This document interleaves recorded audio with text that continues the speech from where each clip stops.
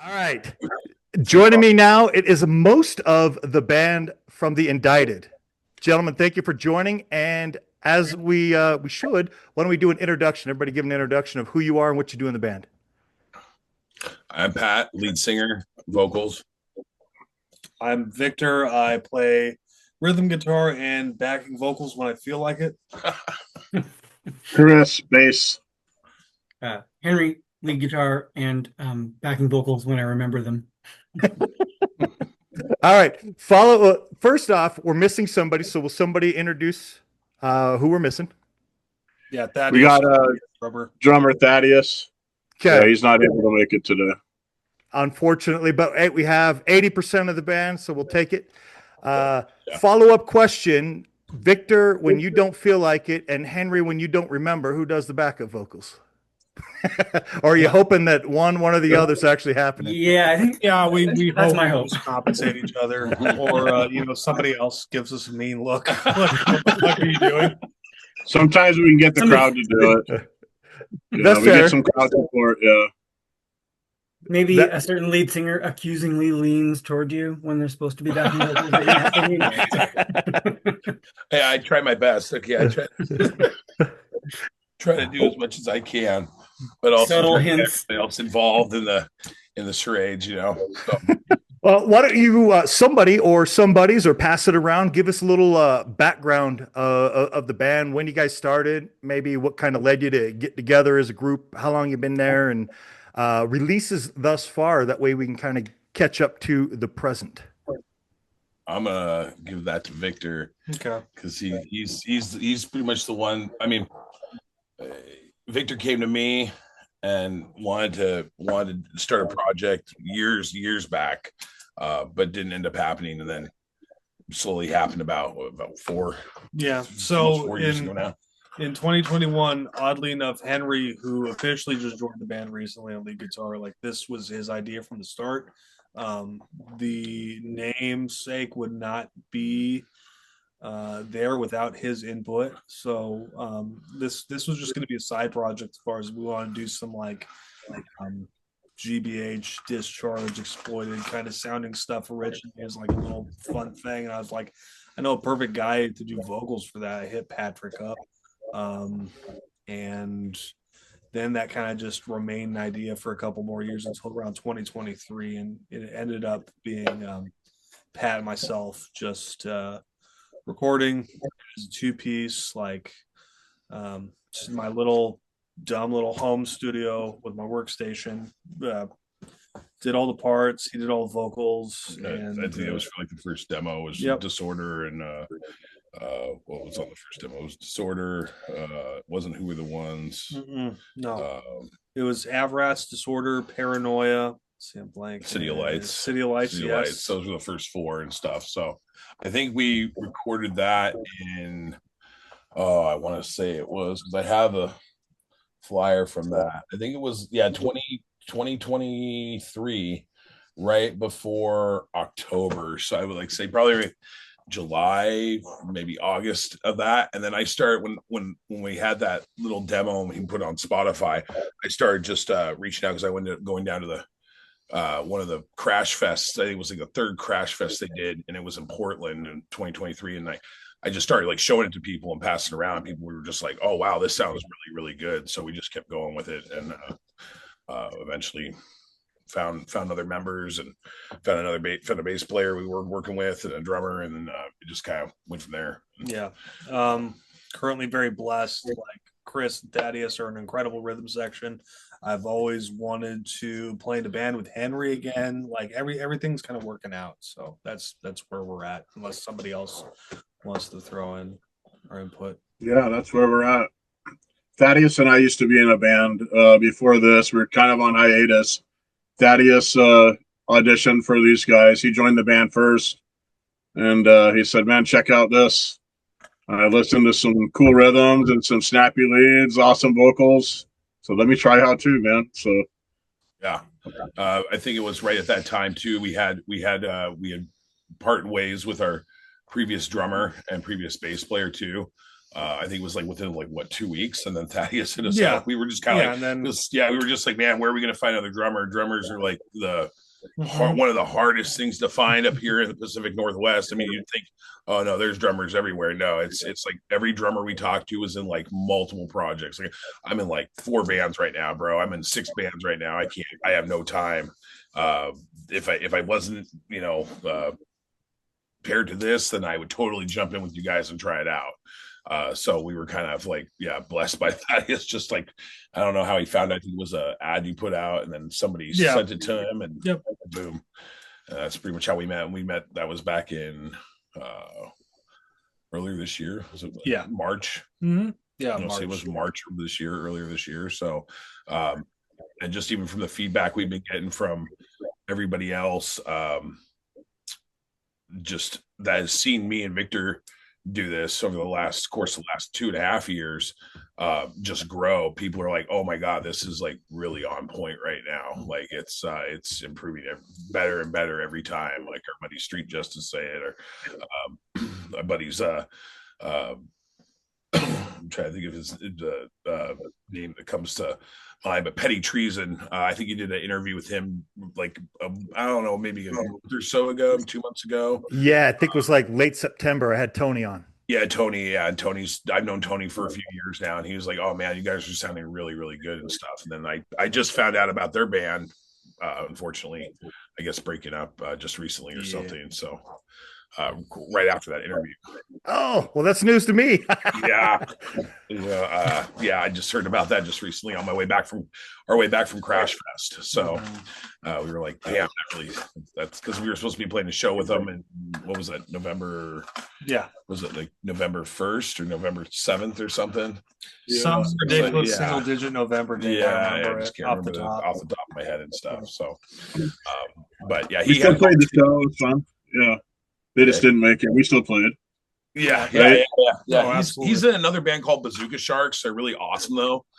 Bazooka Sharks they kill it every time. So I'm glad he's still doing that and still going strong with that project and stuff. On that note, then you mentioned when you first started talking about the band, and Chris kind of mentioned, I guess, but you mentioned this might be a side project initially. So side project to what? Like, what are the other bands that the 4 of you are in or have been in? Yeah, I'm still technically in Funeral Age, but that's a blackened thrash band. I don't want to get too fussy about subgenres there, but and that band is sort of on hiatus-ish. The singer lived in Brazil for a while, and that's a long story. But in any case, right now that band is kind of buckled down to work on an album, so not playing out, etc. So here's a band where I could jump in and play out. Plus, hearing that Patrick got the name tattooed on him, I was like, okay, now I'm actively an asshole for not joining the band after he's been bugging me all the time to join the band. So I was like, shit, I better go jam with these guys. Before you were in the band, I even said to myself when I got it tattooed, I was like if I'm gonna do this, we're gonna do it. Yeah. Like I'm gonna if I'm gonna commit this far, I'm just gonna get it tattooed up on my arm and stuff and get the logo and things. So and that's a me thing. That's just like a total so yeah, Thaddeus, he was in a bunch of bands that had my band Lowborn played around with a bunch of bands that he was in, so we had similar circles. And then him and I started up Turbo 4-banger, and that went on for about a couple of years. It kind of fizzled out, so we were on hiatus. He wanted to play out for the summer, so he auditioned for The Indicted, and that's what brought us both there.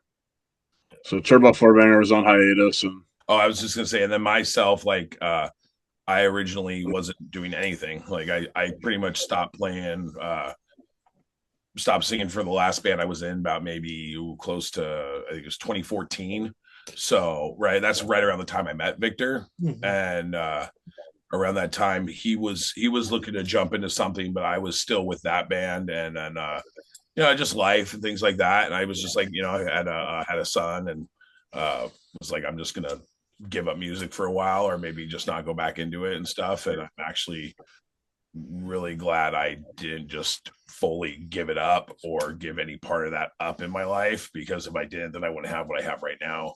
that I've grown with, everybody, including Vic and stuff over the last, 5 years with Victor, me and him just writing stuff and coming up with new riffs and coming up with new songs, or all like, here's lyrics to a new song, a new track, or here's like 5 or 6, ideas in a book I just been writing for the last week. And it works out with me because I'll have a hard time. Sometimes I have a hard time putting lyrics together, but then like just kind of putting them in order. So that's also great because I'll have like Victor will write like some of the riffs and I'll listen to the riffs, or if something he plays and he'll record, and I'll just sit there and I'll listen to it over and over again. But then I can't get it 100% put together. So I'll just throw it to him and say, hey, where should I place all this stuff?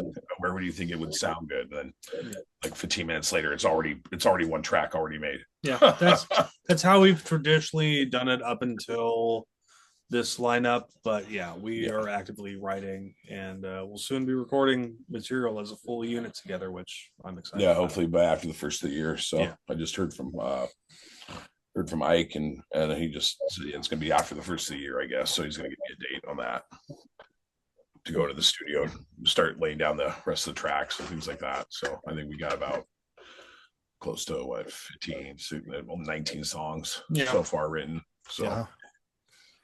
Is that including some of the demos? As I saw some of those demos that you have available, single demos, they all predate at least 2 of the band members, not all of them, but a couple of those predate them. So are those tracks that are going to be included with them playing, or do you have new tracks? Hopefully, yes. We would ideally we would like to re-record as much of that stuff, because that was all me on guitars, bass, programming the drums, and then he's doing vocals. But yeah, we want to play these proper and get them recorded proper. Yeah.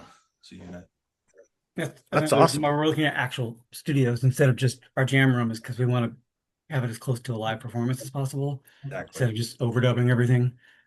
The EP, did you record that yourself, or did you go to a studio? Because it turned out very good for, you were talking about earlier recording demos around that time, but did Disorder get recorded in a studio, or was it? That was me. That was me trying my hardest to make us sound as organic as we could within like a little audio workstation up in my bedroom. So it came out great. And I think that goes to show a lot of people out there, like, you can do it. You don't have to go to a studio. Like, a studio is probably helpful because, just as you were pointing out, Pat, sometimes you run into somewhere where you need a little feedback, right? And if you go to a studio, you get somebody that might throw something at you like, oh yeah, great, that's good. So you get that plus the ability to record as well.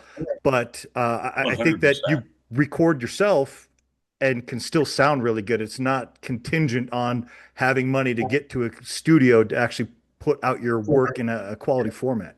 Yeah, 100%. That's actually what I like a lot, is that I can say, if I can get home from work, or I'll get home, I'll just be like, hey, want to bust out some tracks, and we'll just sit there for 5 or 6 hours trying to bust out new tracks, or just say, okay, I need to get some different guitar riffs so I can hear different stuff, and then just record a bunch of random stuff and see if I can throw lyrics on top of it, and say, okay, well, if I know where I need to be here with this verse, this chorus, this verse, this chorus, let's throw a bridge in here. Let's throw this in here. Let's throw an opening in here. Let's throw an introduction in here. Let's throw an outro in here. All these little things, kind of like what we did for like Medical Malpractice, kind of like improvising like the bridge part towards the end with having the what was it, the beep, the flatline thing, the flatline beeping. Yeah. And just like, throwing in words in there. And that was all just kind of improv, and I do that sometimes, even when we play live shows. I'll improv some stuff that that's not on the recording. Some people, like, they'll listen to the recording, but they'll hear it different at the show, and they'll either like it, they'll really like it, or they'll just be like, hey, that doesn't sound like that. But at the same time, it really doesn't. A live show is going to be different than a recording 9 times out of 10, unless it's a live recording. I got like tons of live recordings right here behind me, as you can see, all this stuff. But it's been so far. Like, my experience with going into a studio from the last 2 bands I had, was we went into a studio and did the live tracking and stuff like that. So, 10 years ago, or no, over 10 years ago. So, like, we use what we used was like I used my cell phone, just a recorder on my cell phone, really just to record. And I still do it to this day, and just record stuff. He'll just be playing. If it's something I hear, I'll pick it up and then I'll just have it. At least I have it saved so I can go back and reference it, And like you said, that's the great thing right now, like about like with technology, anybody can do it in their house. You can get was it Pro Tools or Pro Tools, Reaper, Logic, all those programs now. List anything. And anybody can do it. That's what's great. And if you're an artist and you want to put out music and you want to express yourself through your creativity in your art, do it. That's Right. I tell people, you want to play shows, play as many shows as you can, play as many places as you can, so people can see you. Just keep doing it. And that's always been my thing. At least, this is from how I've figured, just like making contacts with people and getting networking and all that stuff. You just gotta get yourself out there. That's the only way you're gonna be known, or somebody's gonna find you. Well, on that note of live shows, as a group this year, since you've come together and over the summer, it sounded like I can't remember who, but somebody wanted to get together and play shows the summer. So obviously, you guys were a great group to do that. How many shows have you guys played as a group this year? Let's see. Since when was our first show? Lineup. First show was Real Art. Yes, Real Art. Yeah, that was the first. That was the first show. Just before Henry showed up. I would say between the time right before Henry showed up, I think I booked a total of like around 10 or 11 shows. Yeah. I was booking, and I'm still booking. I'm still even booking right now, trying to figure out booking for next year. And also booking around certain events like Crash Fest. So we got invited to play Crash Fest for next fall. And Awesome. I guess it's gonna be held in Boise, Idaho. Boise, yeah. So me and Victor went down to meet the managers and the organizers for the event down in San Francisco. They invited us down. They invited all of us down, but me and Victor only went because everybody's time schedules and work schedules and stuff. So I just said, well, I'll just rent a truck and let's just get down there and check it out and talk to everybody and stuff. And some of our other buddies, Proletaire out of Spokane, they're going to be playing. I've known Graham a lot of people have known Graham. Chris has known Graham, but a lot of us have known Graham for years. He used to be in a band called Bristle back in the day in Seattle, which was one of like many street punk bands that started out in Seattle, like the Blood Clots, Bristle. What was the other one? It was the lead guitarist in the Bloodhouse, Matty. He was in a band back in the 80s. Oh, Gestures of Chaos. Yeah, Gestures of Chaos. Yeah. Yeah. And I mean, he just showed up to a show. I think it was a Total Chaos show. He showed up to. We were at, and I hadn't seen Matty. I think it was probably the last time I saw him was actually from. I think I just had that flyer. It was a flyer from a show back in 2012. Yeah, I just pulled it out and showed Victor yesterday. I had a flyer sitting around. I was like, yeah, I think that was the last Blood Clot show I actually played with the Blood Clots before they disbanded and stuff. And like, they were only around for a couple more years and stuff. I think after they signed on the SOS Records label, was Rob from Total Chaos. That was his label and stuff. I don't know if it's still active or what he's got going on with it, but yeah, it's just keep doing it. Just keep playing shows, and I like playing a lot of all age shows, so that's kind of a hard thing to find out here. There's a few places, but not as many places as there used to be. Right. And it's obviously better to do those because, some people, I hear those complaints that the younger generation isn't into the punk as much. You get a lot of people starting to age out or, top heavy as far as the age range goes. But I think that it's partly because not enough of the all ages shows. How do you expect people to come out and check it out if you're not getting the all ages and making it available to them? I mean, I think before me and Victor met, and probably when you were playing with Henry back in the day, like you talked about Studio 7 a lot. Like Studio 7 was a venue in Seattle. They played a lot of metal shows, but I think it was when they were playing a lot of metal shows, that was kind of like when they were phasing out of playing a lot of punk shows. They were doing punk shows from like, I think it was like 2000 to 2009, and then they just kind of like another venue in Seattle, El Corazon. They kind of just picked up all the punk shows, either just outbidded for the bids on them or the contracts. I don't know how it worked with the promoters, but it was a lot more metal for him and Henry back in the day. I think around that time is when they kind of transitioned. But those were all age venues, and they're just not there. Not like when they used to be like 15 years ago or so. So where do the ambitions lie? So you mentioned, about 10 shows this year, obviously Seattle area. Where else have you played? You mentioned that you're going to Boise next year. That's great news. I didn't know that's where Crash Fest was going to be. To answer that question, I think Boise is probably, most of our shit's been in Washington. We've wanted to do Portland, national as or at least regional, as much as anybody else who would be serious about doing this. So Boise is going to be our first time out of state, which is exciting. Anything else, we're always open and welcome to it. It's just a matter of like basically putting everything together, who we can play with, who's on tour. I mean, I've talked with like Rotten Stitches. I've talked with who else? Dogface Bastard, seeing if they want to do if they're planning on maybe doing a West Coast tour. I know Rotten Stitches is next year. Try to get in a hold of like Starving Wolves, Zach from Starving Wolves.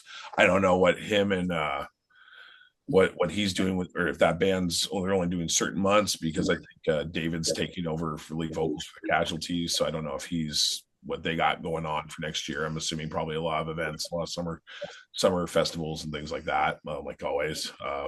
But it's just a matter of us, seeing who's what people got going on. But we've played like Bremerton at the Charleston.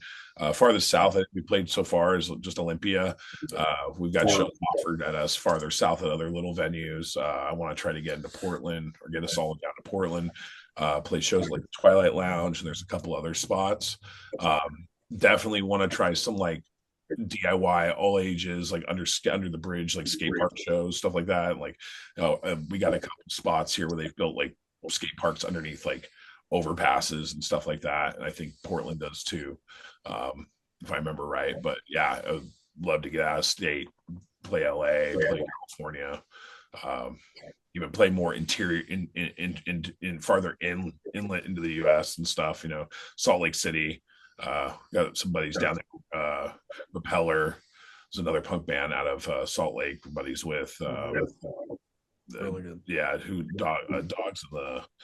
Dogs in the Fight out there in Boise too. Dog in the Fight, I think those guys are out there too.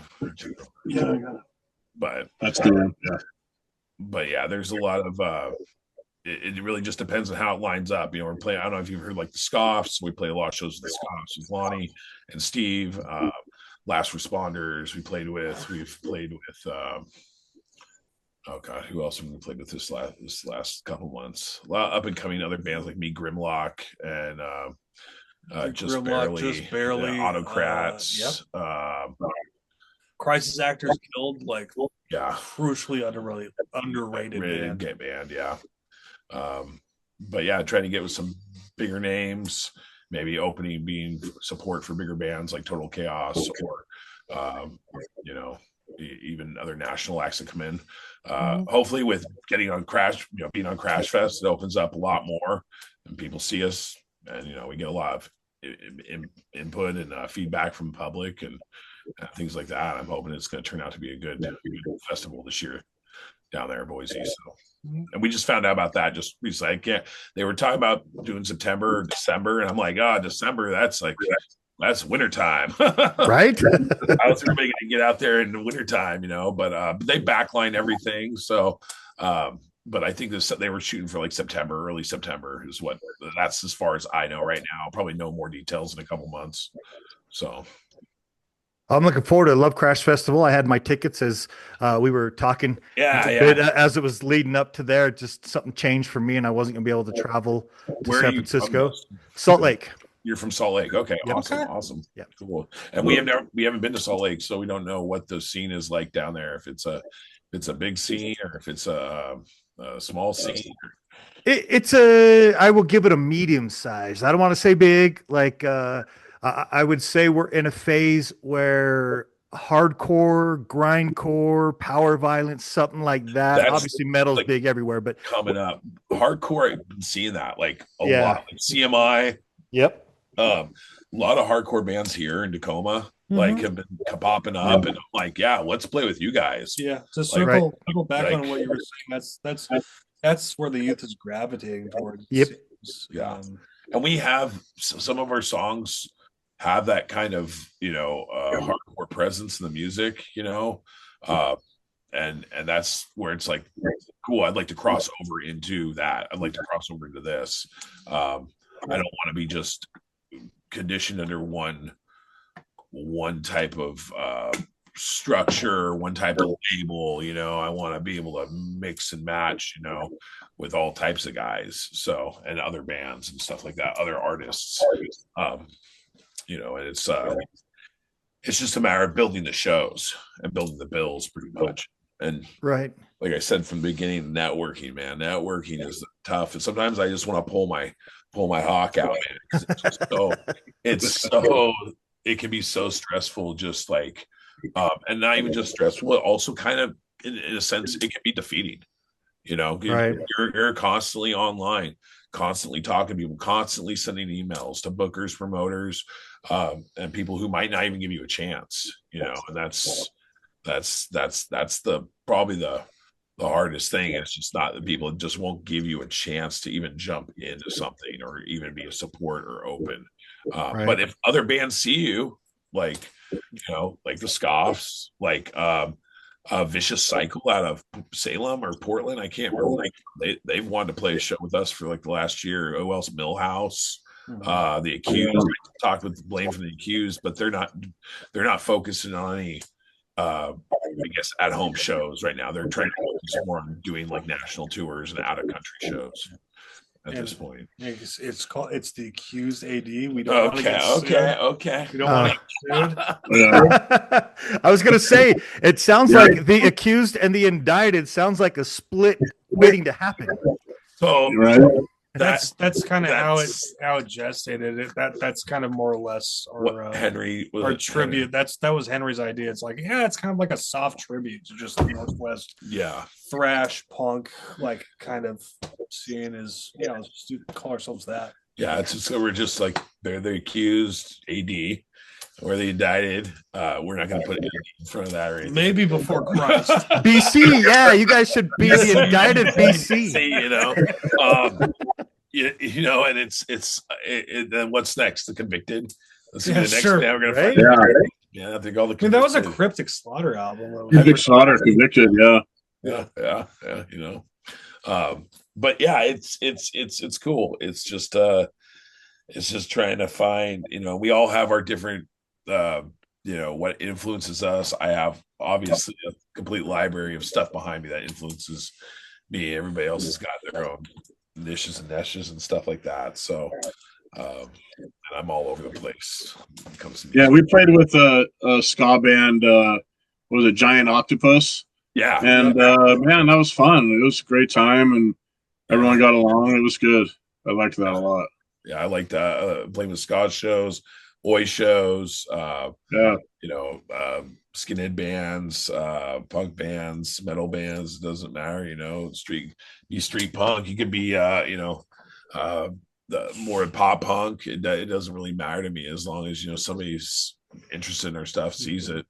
That's. I don't think we could play with like a math metal or grind or power violence set unless there were like a couple other.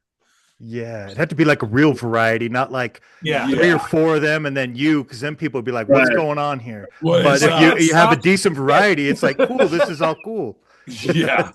Like what are you guys doing? This is kind of just off kelter skelter. As the Kicky Kids Club. Right. You guys do a good job of mixing it up. Like I think you have you're I don't know what you would describe yourself as, but you have elements of like street punk, the hardcore punk. Now I wouldn't say hardcore specifically, but that hardcore punk sound / UK 82 type sound. You got some elements where you're like, oh, that one's kind of an oi. I can't remember which one, but one of your demo singles even had like some thrash guitar in a part of it. Like, oh yeah, there's variety here, so I think you can kind of fit with a few different styles. Yeah. Civil War II is like our most slayery sounding song that we've ever written. Yeah. We do have Cooking Up. It's a little bit more yeah. I'm kind of just wanting to go with like just recently we were like, well, what is there a cover that we could just do, just like to throw in there, just so I'm not so maybe I could just take a break on my vocals. So we were like, let's do I said it, let's do Last Resort's Never Get a Job, and Chris was like, oh, we already know that song. I was like, oh, okay, well then it totally works. Let's just do it then. So and people actually like that, even just for cover. Like we play with our buddies. I like to like give a shout out to our buddy Street Justice. Like they've come a long way too. Just starting up as a band last because our ex drummer Ryan actually played with them previously. What was his band before that? Broken Oars, right? Broken Oars. So he was a band called Broken Oars from Tacoma. So that's when we met Ryan, and he was technically our first drummer. But then he went back to play with Street Justice, like about midway right before we met. Mm-hmm. Yeah. Well, we had another drum. We had a second drummer, and Thaddeus would be the third drummer. So second drummer was only there for maybe a few months, not even like a month or two, thinking about that. So but yeah, they've come a long way too, and they just got signed onto Pure Rat Records. Pure Rat Records. Yeah, we've been trying to get a hold. We've been trying to get a hold of those guys. He's thrown some messages out to them. They also have like Neutral Boy from the Northwest up here. They're on that label as well. So they just released their vinyl, their 12-inch. That's really what I like to do, is release a 12-inch or a 10-inch or a 7-inch. But the cost of 7 inches is ridiculous, as we all know. If you're in the market right now to buy vinyl, it's definitely really expensive, like $2,400 for 307 inches right now. Yeah, that was the last quote that I think the Last Responders did, right? Yeah, the Last Responders. Actually, I think I got sitting right over here somewhere. I got a Last Resort Responders Proletaire, and the same thing with this 10-inch. So they put this 10-inch out right a year, maybe less than a year ago. But I think Graham told me it was like $4,200 or something. Woo! For and they were doing it through Bover Pressed Records. So and I talked to those guys, and they really like our stuff too. So it's really just a matter of cost, and hashing out the cost and stuff. And well, from my personal experience looking at getting vinyl pressed, if you see those, I've tried to help. Damn it, that stupid thing. No, I see clearly. I see. Right? Yeah, it's like camera's like, oh, you're pointing. Let me zoom in on it. Not my face. The POW records there. So I got a little experience looking into that. The 10-inch, like, unless you just have less songs and you don't want open space on the record, like the 10-inch and 12-inch are pretty much the exact same price to get pressed. So yeah, I mean, it only makes sense to do the 10 if you don't have extra space. Four tracks. Yeah. 4 or 5 tracks tops, Yeah. I think it was it oh god, it was so from Mike from not Oi the Boat Records, but what's his label here in Tacoma? He's now living here. Mike from Longshot. Longshot, yeah, Mike Longshot. I mean, he is right now. I don't think he's doing anything like as far as putting out any more vinyl and stuff, things like that, to my knowledge. But like he put out a lot of great albums, a lot of great musicians, like Bishop's Green. I think they did a 5-track EP on Longshot, and there was a few other bands that did Longshot that I know of. Warriors, I think, did one. I can pull out probably half a bunch of records out of here that did stuff with Longshot and stuff like that. But yeah, I mean, even just getting on something, but like you said, the cost, it's all really about the cost. A 7-inch would be cool. Yeah. I think that's the one barrier that we have right now, at least. Yeah. It's just finding and I'd be even open to doing like a 10-inch like this, kind of like how these guys down when we went down to Crash Fest, I got this the last 10-inch they had. It was the last gang. They did a 4-way split. So the last gang did a 4-way split, and this has like a whole bunch of different, like 6 different labels on it, or different people that put it out. So yeah, it's that'd be cool too. Even doing like a 10-inch split, I wouldn't mind doing that. Yeah. You know, or a 12-inch split. You know, 6 songs on each side. You know, or Right. 7 tracks on each side, or whatever. You know, but it really just comes down to, and like you said, they're only doing 10 inches or 12 inches. Really, Yeah, price is the same. It depends on where you go. There's the good thing is there's a lot of places. There's a lot more opportunity. Like I was talking to bands before I was doing this back around when COVID happened, right? Because yeah, the world came to a stop, and unfortunately, vinyl was like that, and that's when vinyl popularity became big because underground music like this is what was keeping vinyl a thing.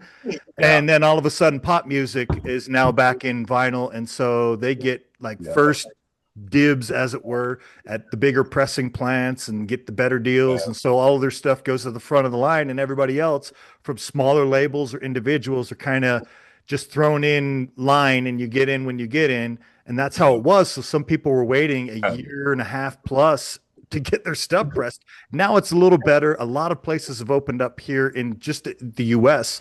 So there's actually a lot of opportunity, but there's also a variety of cost. So it depends on where you go. And I've done a lot of looking into it. So I think know that there's when options. I did this, I wasn't the original vocalist on this 7-inch, but like when I was with Potty Mouth Society, this was their self-titled 7-inch they did with a split with another band on the back. And I think they told me it was like around, this was 2000, I want to say 2009, 2010. And I think it cost them for like 500 7-inches. It was like close to, this was when the prices were a lot different. I think they were paying like $1,000 like back then. So that was cheap. That's not terrible at all. That's not terrible. I want at all. those. I want those. I want those to I want come that back. overhead back. Give me some black. What the fuck? Yeah, black on black. Labels on a 7-inch, man. That'd be great. But it's just how it is. I mean, even we've thought about even like CDs. Like this is a CD, and this is an old CD. So this is my buddy's Ryan Koreski and his brother Connor. This was their CD from back in 1999. This is their high school demo. Wow. I've had this for years, and I think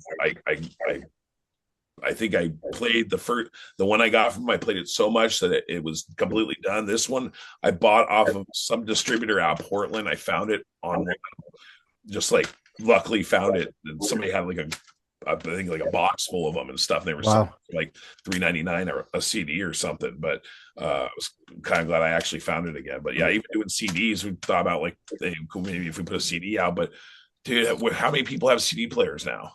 Yeah, like that's I gave my girlfriend's daughter for her birthday. I found a CD player, old school 3-disc CD player. It still worked on the, found it on the side of the road. And somebody was just giving it away for free. But like, I mean, you can't, most of them are broken. Most of them are right. They're just like, they were thrown out, but nobody's throwing out the record players, True. Hold on to them, they're repairing them, they're fixing them, if they can, or they're buying new ones like Crosley's and stuff like that. So that's what I figured too, is it's going to take time just to get it no matter what. I think what Street Justice took 6 months to a year for them after they recorded, and then they sent it off, and then I don't know how many pressings they got. It was like, did they say it was 500 or 1,000? I don't know. Your guess is as good as mine. I can't remember, but yeah, that's a screaming deal. I would say $1,400 for 300. You do that with a split.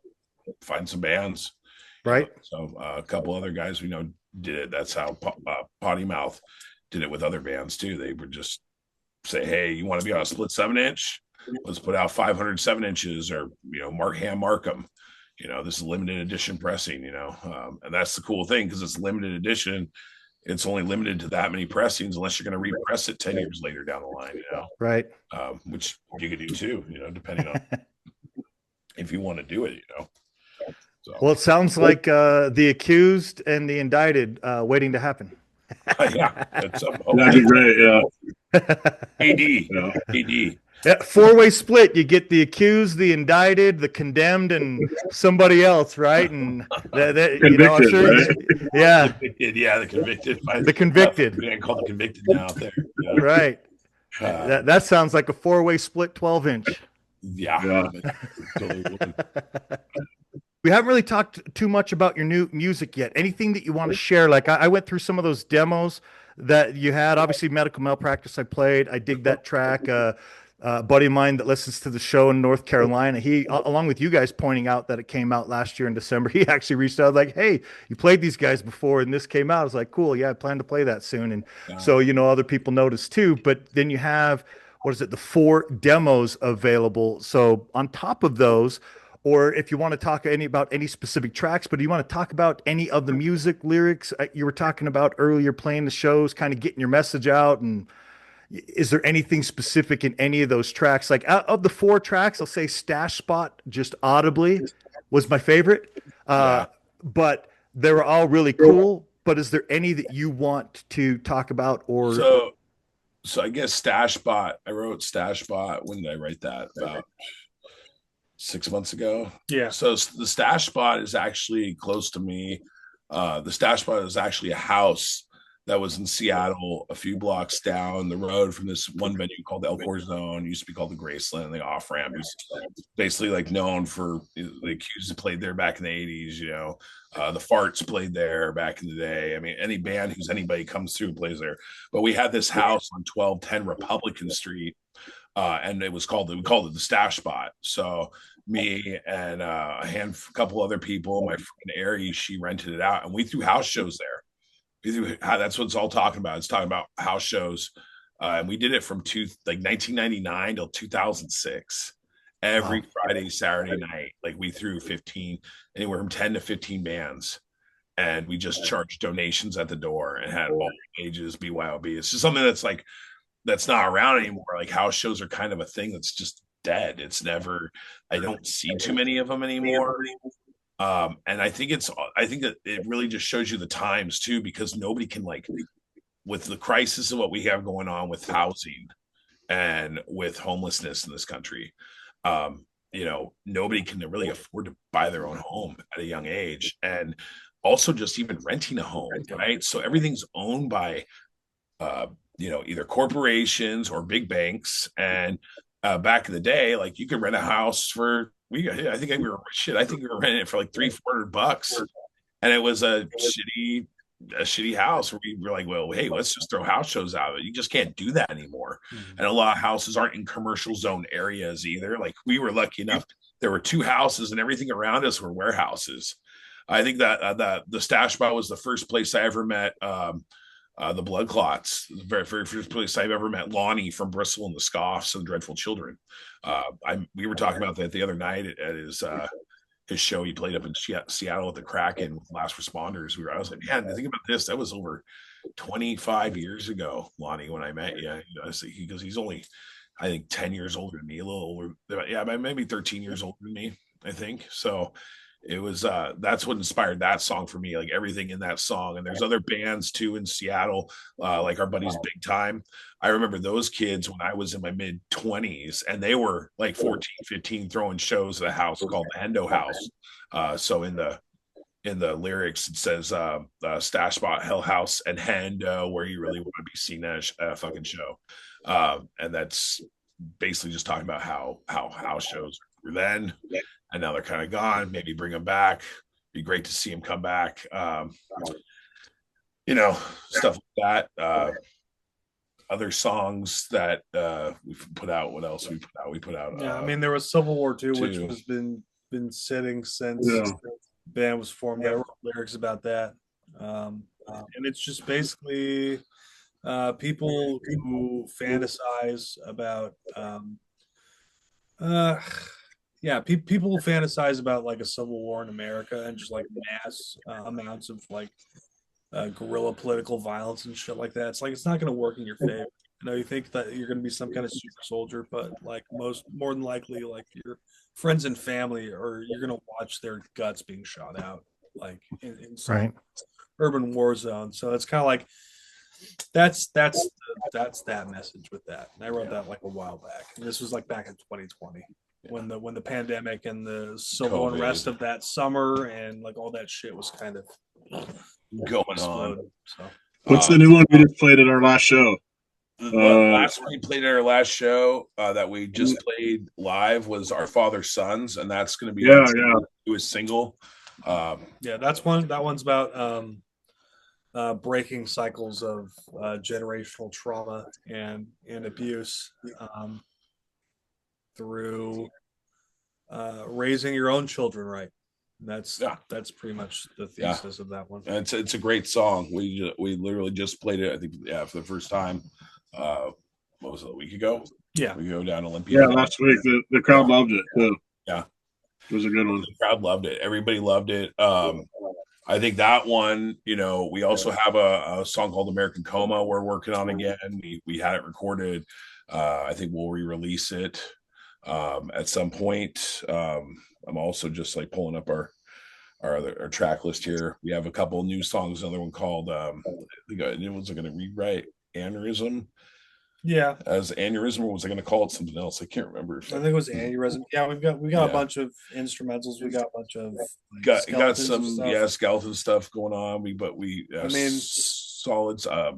There's Slumlord City too among like all those scatter demos, and that's just about Slumlord City is just Slumlord City is kind of, I wrote that kind of just about about landlords and the way the corporate landlords are just crapping on people, and you're paying this much, paying $2,800 a month for a studio in a metropolitan city in Seattle, in a huge tech city where how are you making that much money to afford to live?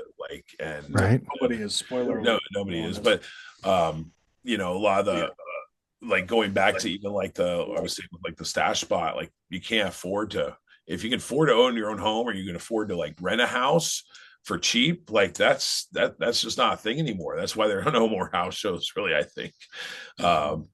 And people, unless you have property and you decide to do it, we used to have tons of house shows all over the place and all over the county, King County, before Bellevue. I don't know if you've ever been up here, Dustin, up to Washington State or Seattle. I have not.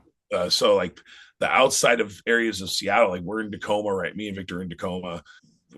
Henry's up in Renton, which is just a little south of Seattle, but the outside parts of Seattle, like Bellevue, that's all built up with skyscrapers and stuff. That all used to be farmland 25 years ago. Mm-hmm. A lot of parts of it were farmland stuff incorporated. It's just crazy how fast everything's built. They're building a light rail system from Seattle to Tacoma. They want to go from Tacoma to Olympia through the Fort Lewis base. They also want to build that light rail all the way to Everett. I think that's already in plans. They're still trying to branch out. Eventually, they'll probably just try to kind of go all the way over the Sound to Bremerton and stuff like that. But the other demo songs that we did, besides Civil War II, was also we had the Medical Malpractice was a demo song, and End Is Near. We did that over a year, 2 years ago now. I think we wrote. That was in the beginning. And that was in our Mass Assisted Suicide. Yep, that one too. That's about the opioid crisis, deaths of despair. Yeah. Just Avrats, really dark, shitty stuff. So. Avrats was written a long time ago. The Avrats is about street kids, gutter punks in the street. There used to be an area called University Avenue. There's an area called University Avenue in Seattle. It's the University District of the UW. And back in the day, before I was telling somebody this the other day about the homeless problem is so big here, and in every metropolitan city, where it's become the norm. But back in the early 2000s, 90s, 80s and stuff, if you were on the streets and you were a teenager or a kid, Avrats were just kids that were living on the streets. They'd call them Avrats, gutter punks, but everybody kind of banded together as watching out for one another and stuff. And it's just not a thing anymore. It's because it's so much on a bigger, huge level now. It's not like what it used to be. If you were a runaway or came from a broken home, or you were in a foster care system, or you were just a JD, juvenile delinquent, those days are just those things are just not the same as what they were. So the Ave is completely different now. It's all been bought up by huge Chinese investment, and all it used to be kind of like what's that road we were in San Francisco? That was where all the Are you hippies talking about east. Oh yeah, Haight Ashbury. Haight Ashbury. So Yeah. that street, it kind of reminded me of like what the Ave used to be. And Broadway in Seattle, where like, you know, like My Posse's on Broadway by like Sir Mix-a-Lot did and stuff. That's Right. that's where that avenue is, or where I think Malcolm Moore's done some like music videos on top of like Dick's driving and stuff. He's a local Seattle rapper. But that whole strip too, Broadway was like a lot back in the 90s, 90s or 2000s. It was kind of like that's where all the boutiques were. That's where you like Hot Topics were, like places like Hot Topic, I guess, like a lot of the kind of is the LGBT community pretty much on Capitol Hill. So you had like porno stores, you had like S&M club, S&M like stores that sold stuff like that. So a lot of punk rockers would grab all their bondage belts and things like that from there and things like that, you know. Sure. But all those places are gone. Like the only thing left on the Ave that's even recognizable to me now when I go there, I was just there like a couple weeks ago for the show at the Kraken, and is 2 record stores are still there. That's it. They've been there since the like 1970s, and they're still owned by the same owners and stuff. So, but yeah, the other songs we got coming out, we got another song coming out called Punks and Skins. Yeah, I got another song. We got are you talking about Who Are the Ones? Oh, Who Are the Ones? Yes, sorry, that? yeah, Who Are the Ones. And then we got another song called I'm working on. I've been working on the title for it. I just don't have a title for it yet. So, but we got a few other ones in the works. So, yeah, we're hoping to get, like I said, we get in the studio next month. Just bang them out and get at least. I want to try to at least get at least 2, either 1 EP done with this material we have, or get and a record, or just get 2 records done worth of material. So 20 songs pretty much, basically. A lot of great topics there and a lot of relatable topics. Like obviously where else would you write from other than like personal experience? And I'm sure things very relatable. You named specific places in your area, but I can think that those things are relatable to several areas, like maybe less in rural areas, I suppose, but any metropolitan area or even on the outskirts of metropolitan areas, you have a lot of those things that afflict people. Unfortunately, humans do things to each other, and it's pretty universal all over the planet as to what it is that they do to each other. And so we cause all sorts of problems. Yeah. That's the day and age we kind of live in now. It's just one of those things. But even like, you know, a lot of artists have written a lot about stuff. Bands like Rancid, you know, writing about Olympia was Right. from Tim's experiences. Same with Lars's experiences, a lot of his songs. I knew the guys from Time Again back in the day, and a lot of their experiences and stuff. Daniel Dart, and but even from them, the Casualties, Total Chaos, U.S. Bombs, Wayne Peters, like had many conversations with him. Same with Casey Royer from DI. I've had many conversations with him about like the songs, what he wrote, and what he was feeling and stuff at the time in his life, that part of his life and his youth, you know. Right. It's just cool to actually talk to those people and get anybody's opinion on what brought him to that, what made him write that song at that specific moment in time, you know, what were they feeling. I'll ask artists that, because I want to know those things, I guess, just from my own personal experiences, like me writing, like where does a lot of my stuff come from, where does a lot of stuff, Victor's stuff, come from, you know, that he comes up with just lyric wise, if he writes lyrics for a song, or if I write the lyrics for a song. Obviously he's writing the riffs, but then I'll have to like say, okay, can you do it like this, and I'll have to go make some weird noise and stuff like that. So. I get it. And by the way, before I forget to tell you, you come to Salt Lake, we have at least 1 house venue, maybe 2 or 3. Cool. They'll do some house shows. The guy that co-hosts the other show I do over my other shoulder over there, I don't want it to zoom in, but over on SLC Punkcast, Eric, he rents, to kind of go back to that, him and a couple roommates rent a house, but the person that rents it to him is cool enough that they do house shows. They've been doing them for about 1.5 years at this place. It's Poser Palace on Instagram. Poser Palace. Nice. Poser Palace. Wow, I love that name. Yeah. Poser Palace. And they've had bands, all sorts of bands come in. I know some Portland bands recently, Idaho bands, and California. They come from all over. Plus, a lot of local shows and stuff like that. They get a little bit slower at this time of year, as I'm sure you guys get more rain than snow, but we get Yeah. a lot of You guys snow, and it get just gets snow. cold. Yeah, Yeah, cold snow. I don't you guys can keep all that. I don't want that. I don't want the foot of 2 feet of snow each year or whatever it is out there in the Rockies and stuff. right. That's a lot of snow. I'd like to play like I said, Salt Lake, Reno. I know I got a couple friends in Reno. They know some spots in Reno, I guess. Sacktown. I don't know if I wouldn't mind playing San Fran. Uh,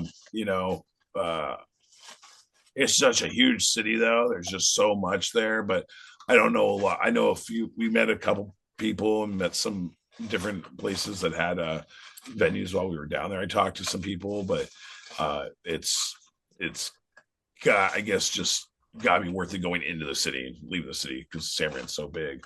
Um, I wouldn't mind even playing Canada, like Vancouver. Of course. Yeah, up to Vancouver. Um, I don't know if Greg from Bishop's Green's doing anything other.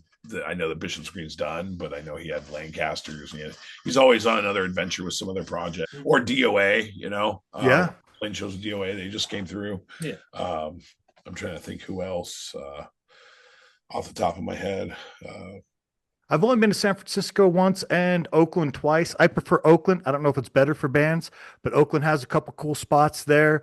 And I just preferred being in Oakland to San Francisco. Not a big fan of San Francisco personally. I preferred Oakland. Yeah. Yeah. I'm so super happy that the Gilman venue's back up. Yeah, Gilman Street's Right. back open. Yeah. I personally never been to San Fran. I think you've been there one time, right? You've been there. We just No, I personally never was there Yeah. before Okay. prior to there. Never Right. gone to San Francisco. So I've always passed when I go through California. I had no reason to go to San Francisco. So going to Crash Fest actually was really cool this year. Just going into San Fran, just checking it out. But it is definitely someplace I wouldn't mind just checking out and going through. I don't think I Right. could live there. It reminds me of like Seattle, but on a bigger scale. It's like hard mode. Yeah, like when you drive, I drove in, we drove into it. I was just like, "Whoa, this city is huge." Yeah, I'll bro. never Like, complain about like- how fucking Seattle's streets are structured ever again. Right. We're driving through downtown. I'm like, "Man, where's Spider-Man at, bro?" Because like the buildings are so close, the streets are so less than what Seattle is. Seattle streets are probably double that size. Wide. So like when you're next to skyscrapers, they're just so close. The buildings are. I'm like, man, Right. that's Yeah, street parking, you Yeah. have like no room to maneuver really. yeah. There's No. no room. The wharf, everything. Checked out Golden Gate. Checked out DNA Lounge. It's actually a really cool venue. I actually It is. liked the DNA Lounge. It's a really cool venue. Everybody kept telling us not to go into what was that area? The Tenderloin? Yeah, Yeah. Tenderloin. I was like, okay. I don't That know. shit was still fucking Yeah, hilarious to yeah. that lady. Yeah. Yeah, right? Yeah. That shit was so funny.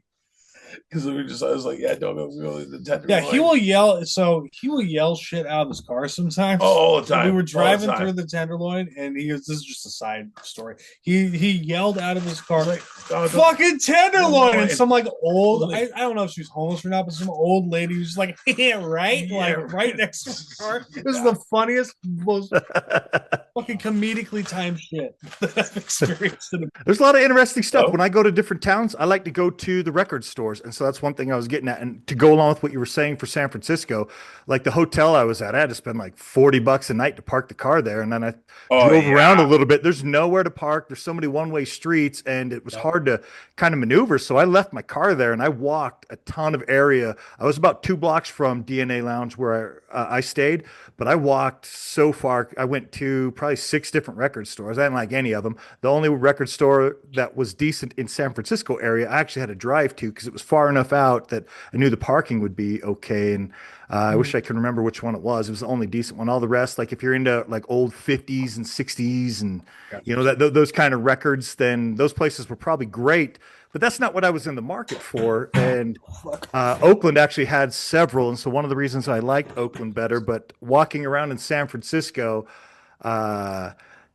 I'm not a small guy or anything like that, so I wasn't like afraid or nothing. It was just kind of gross, just Yeah. walking. Yeah, it is kind of gross.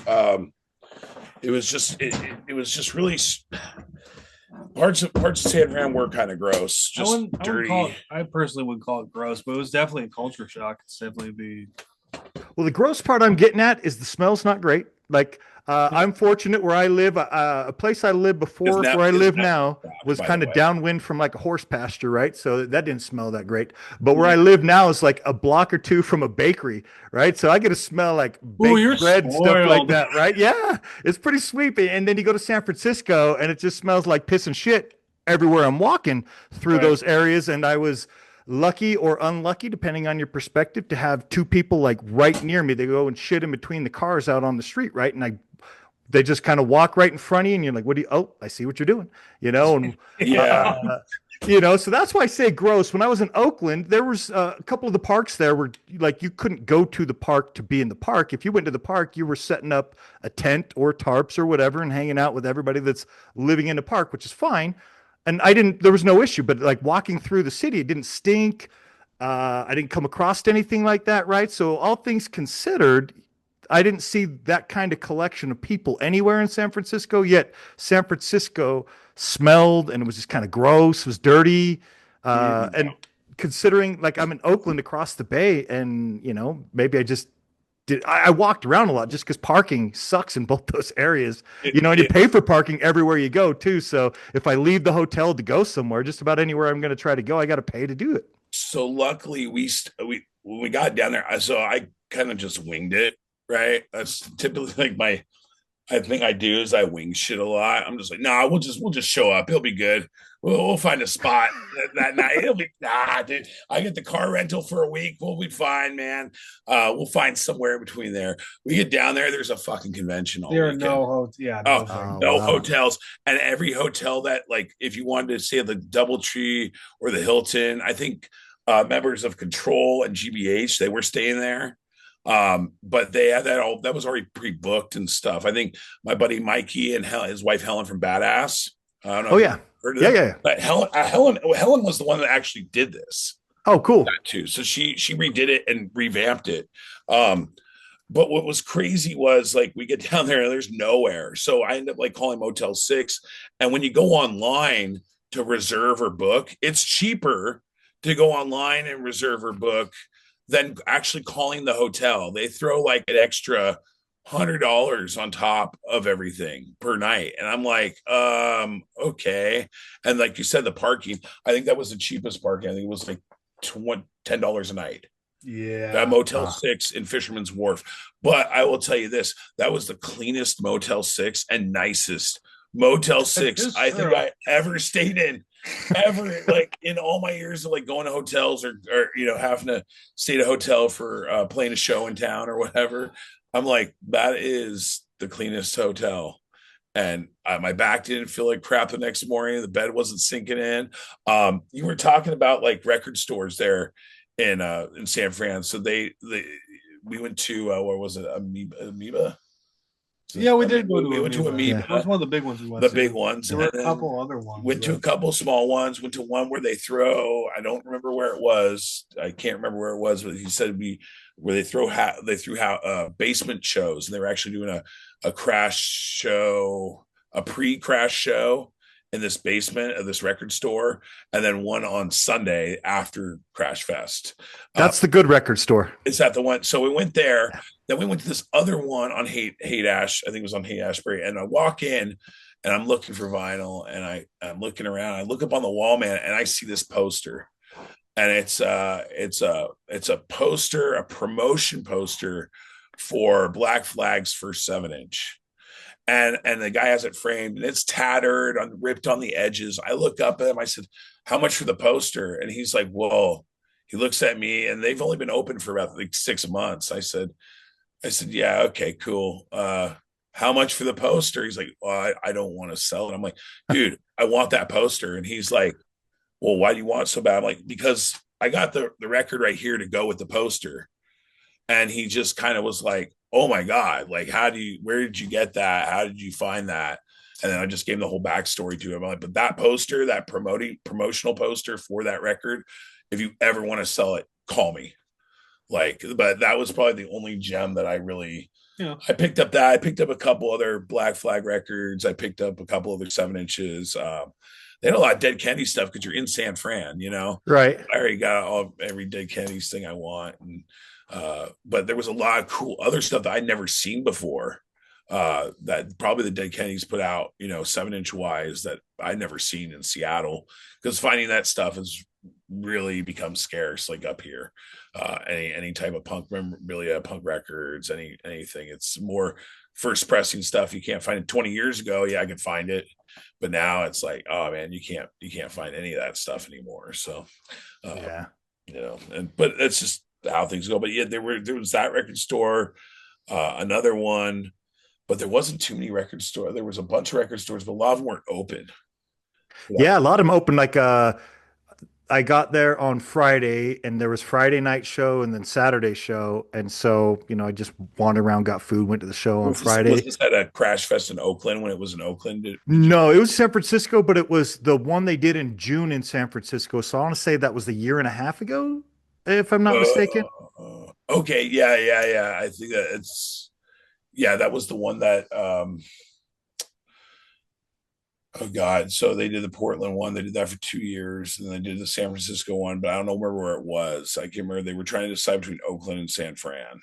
It was San Fran. It was same place at the DNA Lounge. Oh, was it the DNA Lounge? Okay. Yeah. I like that place, man. It's expensive. Yeah. It's from what the organizers were saying, it is expensive. It's a big venue, and they got 2 different stages, which is convenient to run a festival at one location like that, to have 2 separate stages. Yeah, no, and it was cool. I was confused on the whole stage thing, because we got one band playing on here, and then they're setting up on the other one, and they're playing here, but then it moves up in 2 different stairwells and stuff. So it was just kind of weird. But I like the venue. As far as the venue, you don't see you used to see venues like that here in the local area in Seattle, Tacoma. Used to be a lot of venues like Studio 7 kind of reminded me of that, with the whole going upstairs into the bar, and you just don't see that anymore. There's no about a 2-story buildings anymore like that, really, that have venues. They're just kind of closed out. Your show's coming up, so what do you guys have? Let's kind of cover where should people follow you first, and so after they know where to keep up with what you're doing, where you're going to post your music, where you're going to post shows, let's cover some shows, because I think you guys have at least one coming up, right? We got 2 coming up. We got a show it's going to be on January. Our next show is January 3rd at the Kraken in Seattle. I don't have the address, but it's going to be with us, Street Justice, and the Blix. Is that right? The Blix, yeah, and the Autocratics. No. For the 3rd show is just the Blix, us, and Street Justice, as far as I know, at the Kraken in Seattle. And then our 2nd show is with the Autocratics on January 10th at Lucky Liquor in Tukwila, with Autocratics, the Meat Beaters, us, the Blix, and then I think Bridge Kids also got added to the show. And there's also 2 other bands they're trying to get, I think, added to that show as well for January 10th. But that's as far as right now, that's what we have booked until I start booking. It just seems like a lot of the venues here, if I ask about like February, March, April, May, a lot of them are like, oh, well, we're trying to keep our schedule open for touring bands. So I'm like, okay, well, let us know, like, when you take our name down. That way, when the touring bands come through, we will play with them. We can open up for touring bands. That's our. That's one of the other things I think I have a hard time with is a lot of the production companies or the agencies. So like you got either gonna know the club, the owners of the club or the venue, or you got to know the members of those bands that are touring and reach out to them personally. But sometimes that doesn't even work, because the agency that they go through, they have specific bands that are on tour with them, but there might be only room enough for one opener for local support, which kind of sucks. Even for a small venue like the Fun House, which is like how many people can fit in the Fun House? Like maybe Not a whole bunch. 108 people, maybe 150 people max. Yeah. That's shoulder to shoulder standing room. So for a band like Total Chaos, they'll have like whatever band they're on tour with, and then one or two bands they're on tour with, and then like I think Havoc was the last they went on tour with Havoc, and I hadn't seen Havoc play in years. I think it had been probably close to 20 years since they came up to Seattle. A lot of bands like that, like I saw back in like the early 2000s, they never made their way back up here to Seattle, like Virus, Cheap Sex, like till 20 years later, Right. back up, bands that were on either Charged Records on Jake from the Casualties label or Punkcore Records, their label. A lot of those bands just kind of like the unseen. I haven't seen them since like 2003. Like that's a long time. Like I've asked Mark, I said, hey, you guys ever plan on? Nope, probably not. We're just staying on the Eastern Seaboard and stuff. But then there's bands like hardcore bands that like CMI. I would totally open up and play with those guys. Absolutely. Like, they're awesome. Those guys are awesome. Agnostic Front, Murphy's Law. Yeah, sign me up. Any California-based bands, like we'll jump on anything we can. Mhm. That's in those realms. Like you said, the hardcore scene's coming up. It seems like Right. And slash crossover stuff, thrash and metals, it's coming back up and stuff, and that's cool. That's totally cool.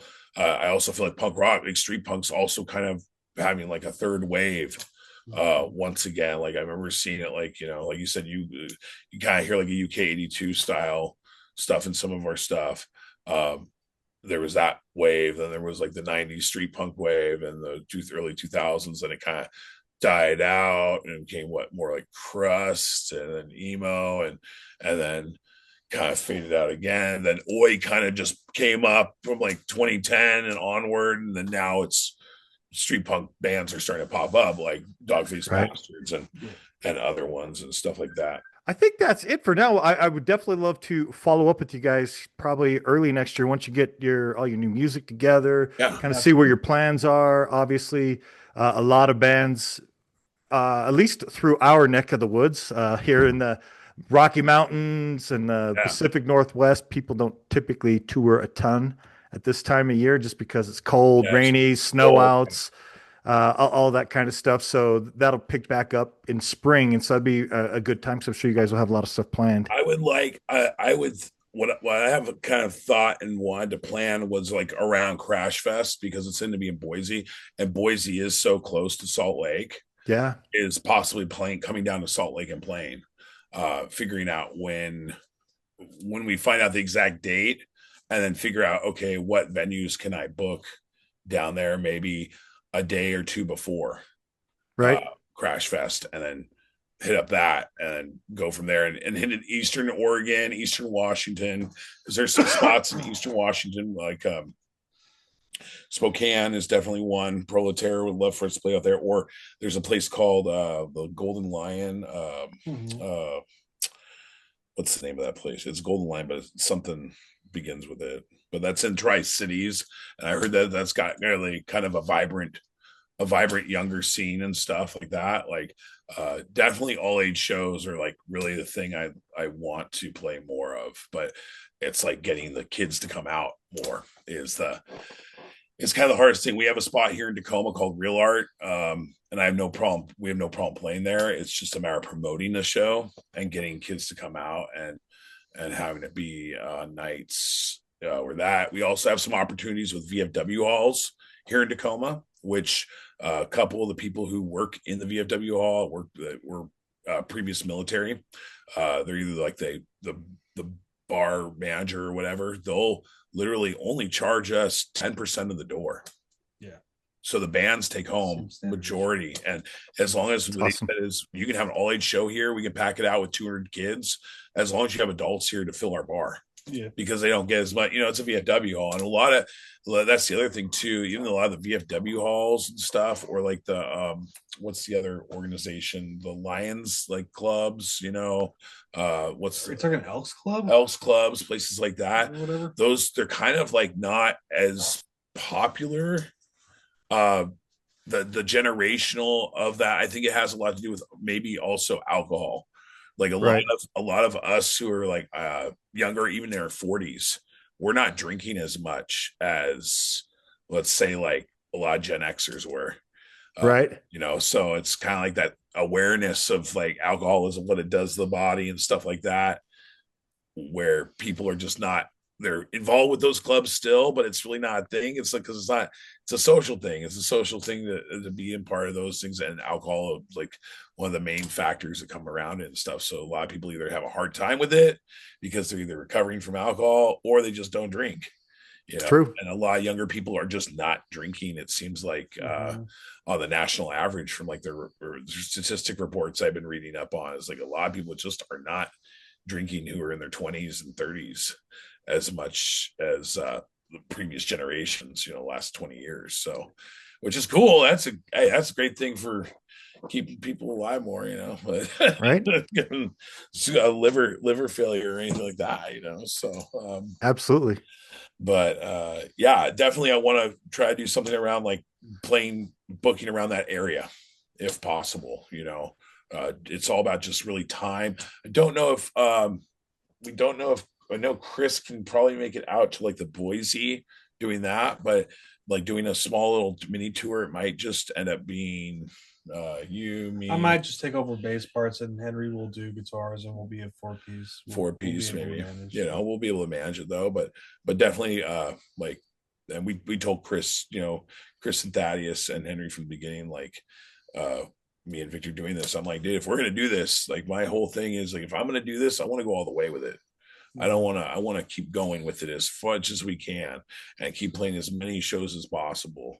And that even if I have to come up with funds or money for a vehicle, or come up with funds and money for gas, or come up with whatever, that's what I'm willing to do, wanting to do, to keep it alive, because that's the only way it's going to stay alive, as long as we keep playing shows, Yeah. Spreading the word, spreading the message, and getting people to come out. That's the main thing. So always been my main thing, like when I was younger doing it. So Right. And if you come to Salt Lake, we've got several all ages options that do that. Oliver is a spot that sells clothing and stuff like that, but they actually will pull the shade over their little parking lot in between their building and the fence. And they set up a stage and they have bands come play. You were talking about the Havoc. The Havoc came through and they played that spot. And I've seen quite a few bands that play there. They're all ages because it's just outside of this clothing place in their parking lot. They set up stage and go. And at Eric's spot, the Poser Palace, that's all ages. That sounds fucking awesome. They book the shows, and then hardcore. Jaws, she books a bunch of hardcore shows. It's not at Elks Lounge. It's at some sober hall. I forget what it's called. They have like a restaurant and stuff there, but I went and saw Haywire there at one of her shows at this spot, and that Haywire show was wall to wall. Yeah, dude, it was crazy. They came through here and played probably about like maybe a week prior to there, but they were here. I didn't actually get to go. Want to. We got a good show coming up this weekend with Big Time. I don't know if you ever heard of Big Time here from Seattle or not. If you've checked those guys out, I'll check those guys out, man. Big Time. They're really good, man. They kind of they're influenced heavily. Like I've known Brett since he was a kid, when he was in the Horwoods, a band called the Horwoods back in the day. And I'm still trying to look where I put that flyer. But he was telling me, I was like, so most of your influence, man, his influence is mostly like Op Ivy, Rancid. So they when I saw them open up, hadn't seen them in probably 8 years since when they had their house venue. And they lived in this house called the Hendo House in White Center in Seattle. When I saw them open up for Starving Wolves, and when I saw him up on stage, I was like, after he got done playing, I went up to Brett and I was like, dude, you have perfected your craft, man. You have perfected your talent playing guitar and stage presence like 150%.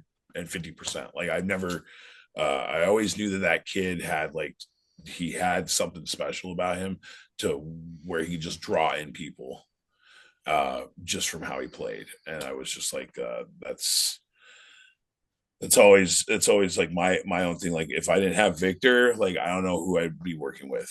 Like there's only certain guitarists like I can really work with. Like my last previous guitarist Hans Hanberg, he was guitarist for Potbelly for 10 years, and he also played with Potty Mouth. That was his baby from since high school.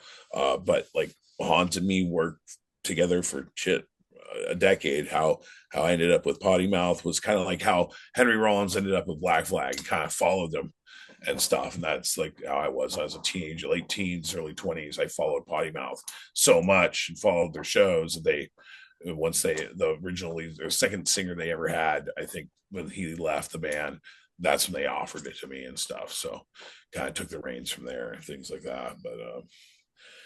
But yeah, it's that's what I want to do. Just try to get network, and if you know places or people, or you can turn this on to places, or even just like their contacts, definitely hit me up, let me know, and then I can just put them all in my little scheduling book and figure out from there where we can do something possibly down Salt Lake. Would be awesome. Yeah. Right. I'll do that, and I'll also send you the record company info Cool. too. Yeah, that would be most awesome, man. Yeah. And hopefully people see this too and see us like, hey, we're trying to put out stuff. We want to see if there's other bands that might want to mesh. Somebody, you never know, somebody might just hit us up and say, hey, yeah, I really like your guys' songs, let's do a split 7-inch, let's do a split 10-inch. Right. Cool. Yeah, let's get on the same page and try to get something out there so people can see it, because that like no matter what, man, I mean, vinyl, no matter what, will always be around. People want to feel, they want something to feel, look at, open, look at the notes, read all the stuff. That's always been my thing about vinyl. It just sounds good. It's for collecting wise, it's just always been my thing too. It's like I was like a CD, they all look the same. It's always a tape. They all look the same to me, but wax, different colors. You can go from black to pink to white to, I mean, I don't even know. I pull any of this one's just black. Just plain black. Just Yeah. plain black. You're going to call it plain black. I got some lower class brat stuff. I think this was on TKO, Mark Rainey's old label. I don't even know if he's still around. I don't even know if Mark Rainey's still around. I haven't heard from him in quite a bit. I don't even know if the label's still around or not. Yeah, it's black. Gee whiz. Black. Black is classic. Black is classic, and it's probably cheaper. Yeah. Cheaper, Actually, I don't know, man. Maybe other colors are cheaper because you'd think like maybe we have this leftover wax from 2 years ago. We'll give a discount for $50 off or whatever. Yeah. The company I'm going to send you, they have a mystery or whatever color. Like it's basically whatever they have excess, and they'll charge you the same amount as black for it. So they don't charge you any color price, but it'll come in some sort of color splatter. Who knows what? And you have no idea what it's going to be until That's cool, dude. Yeah, I'll take a mystery box of vinyl. Right. Different. Oh, it's not just one color; it's like 75 different colors on each pressing or something like that. Just you never know, man. But awesome, Dustin. Well, it's been a pleasure. I've been wanting to do this for a while.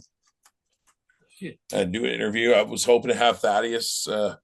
I got Henry for a little bit, and until Chris's network dropped out. But wanted to do it for a while, or even just anybody that comes to us and says, "Hey, you want us to do an interview?" Like that's more people hear us, more people see right? us.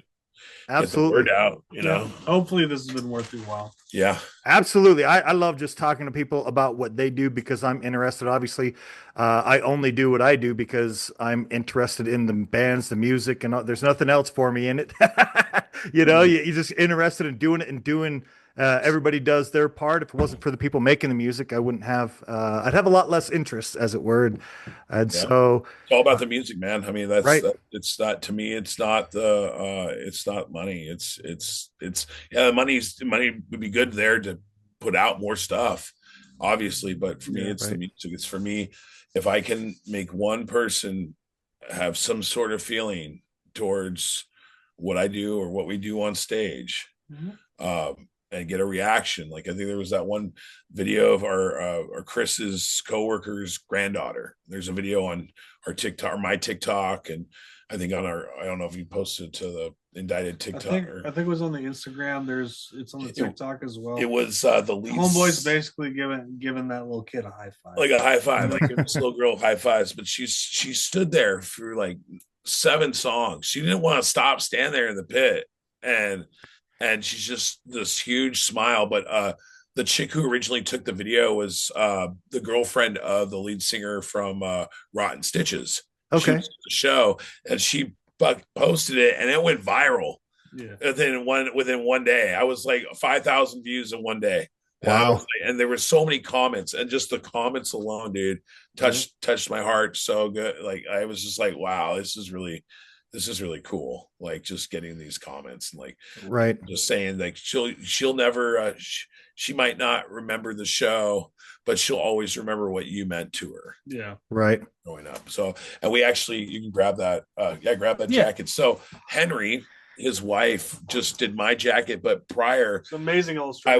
I was like that little girl, because she was going to come back to another show because it's Chris's friend's granddaughter. I said, well, you know what? I got this leather jacket. This was my son's, and he's 12 now. He's like almost as tall as me, is 6 foot. But I was like, you know what? I'm going to give this to the little girl. But Henry was like, well, let my wife paint something on the back. So she did our logo. That's awesome. But we haven't done an all age show yet where she's been able to come. So the next one she comes, I'm just going to give this to her. And, That's so cool. yeah, and let her grandpa stud it out or whatever she wants to do with it. You know, but yeah, it's really, really cool. I was hoping to give it to her last month's show, but she didn't come. I don't know what was going on, but she was sick or whatever. But yeah, but that's all that matters to me. You know, a lot of it matters to me is just reaching out to younger crowd and giving some other kid or some other young person, hey, maybe I can do that too. Mhm. Maybe I can be that person. Maybe I can. I mean, I felt that way when I was in my teens listening to Rancid. It's the same thing. I saw like Let's Go. I was just like, wow, this is a cool record. Like even on CD, I was like really just. And then when I met Time Again, I met them when I was 20, and they stopped me on Capitol Hill, and I was skateboarding down Capitol Hill, and Daniel just stopped me and said, hey man, you like punk rock? And he handed me a CD, and it was their demo on Rancid Records. And then we just started talking, and you know, from there just going to his shows every time he played Seattle. So it was kind of a cool experience to me growing up, the same thing. So stuff like that. But but Daniel's a really cool, solid dude, man. He was always solid to me. Doug and the Slugs, if you remember that band. Doug and the Slugs. I actually, when I met Doug at Crash Fest at Bossa Nova a few years back, you know, I met him. Really cool guy. Breaks my heart that he passed away. Right. You know, and but I remember telling him about Daniel, and he was like, you have contact with him? I'm like, yeah, what? He's like, dude, I haven't seen him in like 20 years. Like if you have his contact info, send it my way. I was like, yeah, I have his Facebook here. You know, and I guess they reached out and stuff, but I guess Daniel used to go to a lot of Doug's shows in Hollywood and That's stuff. awesome. LA and stuff. I'd love to play a show in LA. Hollywood. Absolutely. If there's a spot, I just don't know Hollywood. I don't know. The only thing I know is there's the Whiskey, but that's a big venue now. Yeah. You know, it's like I used to work for Showbox in Seattle and a bunch of other venues I worked at, to Bouncy and stuff years ago, but I don't know who they're all owned by now down in LA. So it's still, yeah. I don't know the geography there well enough. I just know in that LA area, there's tons of spots to play. A lot of bands, know a lot of bands. A band Nacho, Knuckleheads. Yeah. Nacho. I think he does a lot of stuff in Pomona, and I think that's, you know, it's all that area. I don't know geographically though, like how what the drive is like. I've been there a couple I think times. I was at the Pomona is like yeah, by Riverside, that area out towards the east, the Inland Empire. I think it's like a 45-minute drive, if I remember oh, right. that's not bad. It's like that's where Mikey and Helen are from, Right. in that area, because they're always telling me, if you ever come down to LA, Pat, you always got crash couch on, or couch crash on. And there's a lot of bands I know down there, or people I know in LA. I was like, hey, come on down to LA, or next time you're in town. I'm like, I don't know when the next time I want to be in LA. It might be a year from now, might be 4 years from now. It's actually awesome to talk to you face to face too. It is. And I'll be great to see in person. I probably saw you at one of the Portland Crash Fests. I was there the year that I know Mike was there because I was talking to Mike. I know Mike Longshot. Yeah, I went to the first year in Portland, because that's all the boot boys up here were all like, Pat, yeah, I think I just moved back to Tacoma right when me and Victor started working on stuff. Or it was, yeah, the first year I went there was when we started working on stuff. And then that's when he recorded the 4-song demo. And then I started showing it to people down there. They're like, dude, this sounds like really good fucking oi, bro. You need to like get this shit going. And then the second year I brought him, because he never been to Crash Fest or anything kind of, he never really went to anything that kind of like that. No. Not I was like, we're gonna go have a great fucking weekend, no matter what. I mean, but anytime I go to these festivals, it's like he knows me. Like I end up coming back with like a grip of vinyl. Like every time, I will just throw shit. I'm like, you know what? If I have the money right now, I got credit cards. I'm just gonna get every record and then come back. Like this is this year's Crash Fest stuff. Just everything signed by every single artist. That's awesome. And the same thing with the Drowns. They just put a new one out. Control just put a new one out. Blank Spots. I don't know who they were there. I think the first night. Ultra Sec. It's Mike Longshot's other band. Yep. They put those two out, and then the Drowns and the Last Gang, they just did that 7-inch. But they're actually playing here with the Scoffs, the Drowns, the Scoffs, and playing Jazz Bones like in a week or two. So I'll be there at that show probably more likely too before they go on tour again. Awesome. So, and they've like, I was asking, Victor was there with me, and we're sitting upstairs in the green room at DNA, and Rev comes up after he's done playing, and I was like, so how are you doing it? How are you going on tour? He's like, you just gotta be found, dude. Like some of these talent agencies, they just find you and that's it. And then they want to book you on a whole tour. But like Rev said, he's like, just play as much as you can, dude. Mm-hmm. Just play and play and play and play until you get so sick of it. But you won't get sick of it until if it's what you love, it's what you love. And that's why I always tell them the same thing. So, but I think we're gonna end it on that note. Yep. I'm getting tired. I'm gonna go have a smoke and burn all that stuff, man. But awesome, Dustin. Fair enough. Thank you guys. Thank you for joining. Pleasure. Thank you so much. Look forward to the next time. Awesome, man. Until next time. Take it easy, guys. Thank you. No problem. Bye.